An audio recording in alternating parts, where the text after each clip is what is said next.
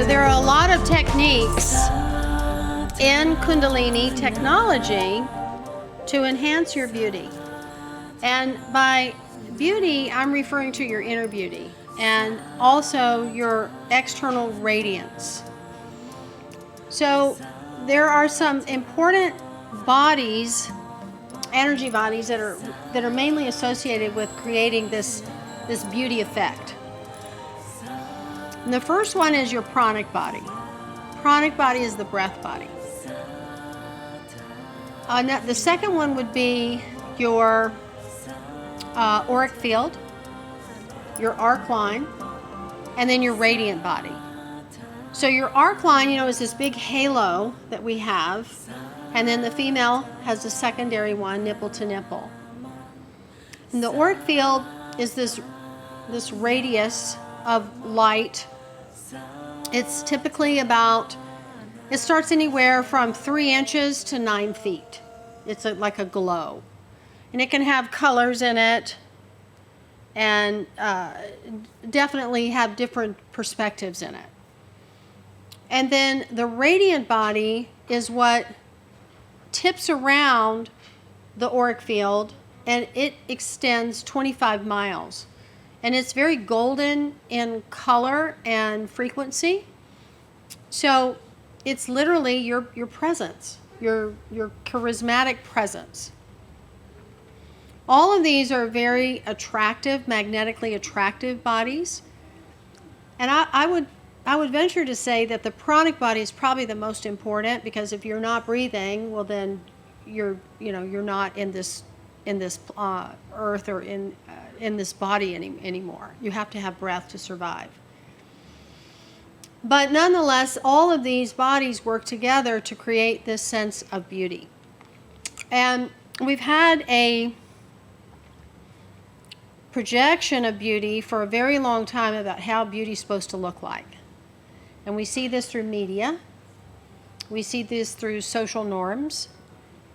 And it's changing, thank goodness, because there's beauty in everything. I mean, the saying, beauty's in the beholder. It truly is. Beauty's in everything. Everything has a sense of beauty to it.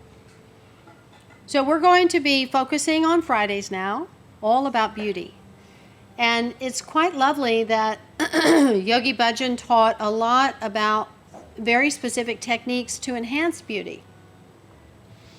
He was very keen on teaching women specific teachings for women and men specific teachings for men.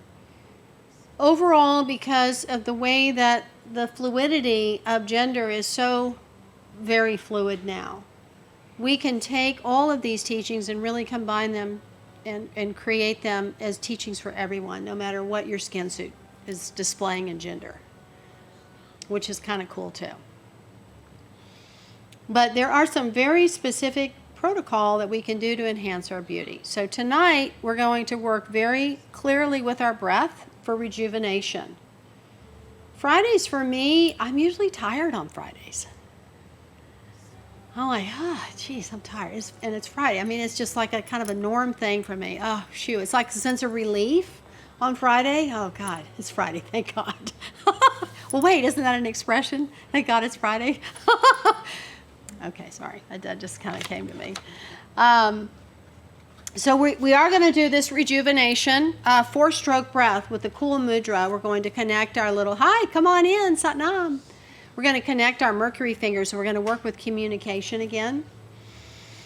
And we're going to really do this for a full 11 minutes. I spoke in the email, one of the emails I sent out this week, that we're going to step it up this year.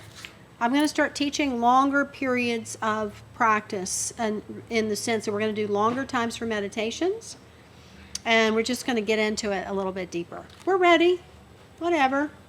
And at any given time, if you want to lay down and rest, or you want to just take a break, that's fine. It's your practice.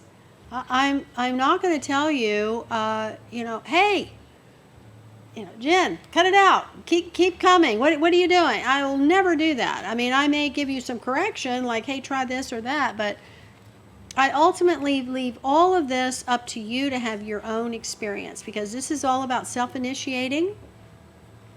And I'm merely a guide and a presence for this channel to come through for you to have this incredible experience uniquely.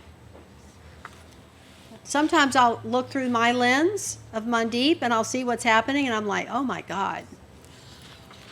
Because it's crazy sometimes what I see. Anyway. All right, so then we're going to do a couple of Kriyas. One is to make us enchantingly beautiful. And the second one is to keep the body beautiful. Because the body, the physical form, is actually a very important part of who we are and how we operate as spiritual beings having a human experience. And, you know, we got this crazy MF virus thing again. It's going cuckoo bird. So, you know, we want to stay strong and healthy in the sense that we want to keep our glandular system really working very well and our nervous system stronger. So we have resilience and tolerance, and our auric field, by the way, has a tremendous impact on your immune system. So we're going to really expand the auric field in that specific regards.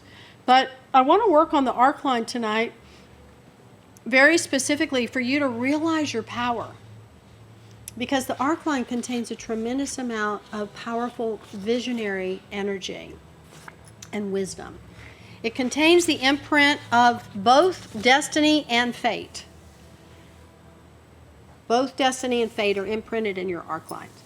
So the more that we understand and have the higher consciousness to realize that they're both there and that we have the opportunity to work with either of those, I would prefer to know about my fate and heal that aspect of what's imprinted on there, work with that as a mastery tool to move it into the destiny.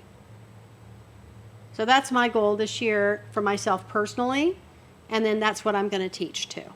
Because as teachers, we teach from our own experience as well. Yeah? Cool. And we're all teachers. How would you describe the difference between fate and destiny? Fate is more or less where you give up, where you're just like, yeah, okay, well, that's just the way it is.